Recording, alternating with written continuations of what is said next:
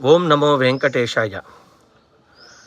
అఖిలాండ కోటి బ్రహ్మాండ నాయకుడైనటువంటి వేదవేద్యుడు పురాణ పురుషోత్తముడైనటువంటి కలియుగ ప్రత్యక్ష దైవమైన శ్రీ వెంకటేశ్వర స్వామి వారి యొక్క కళ్యాణ మహోత్సవం తమిళనాడు రాష్ట్రంలో సేలం అనేటువంటి నగరంలో అంగరంగ వైభవంగా కన్నుల పండుగగా కమనీయంగా రమణీయంగా జరిపించడం జరిగింది.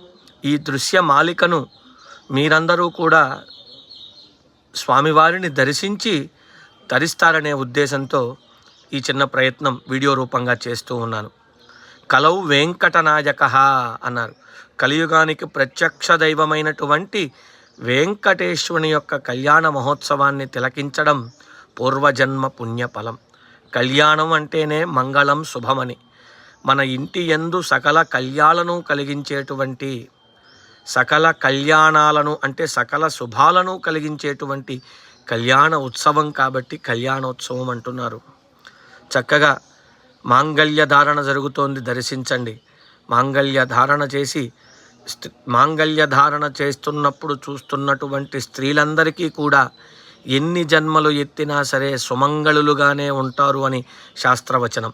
దివ్య మంగళ కర్పూర నీరాజనాన్ని అందుకోండి, స్వామి అనుగ్రహాన్ని స్వీకరించండి.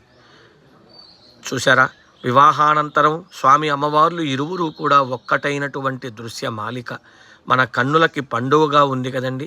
దర్శించండి. ఒక్కసారి గట్టిగా భగవన్నామాన్ని చెప్పండి. ఏడుకొండలవాడ వెంకటరమణ గోవింద గోవింద.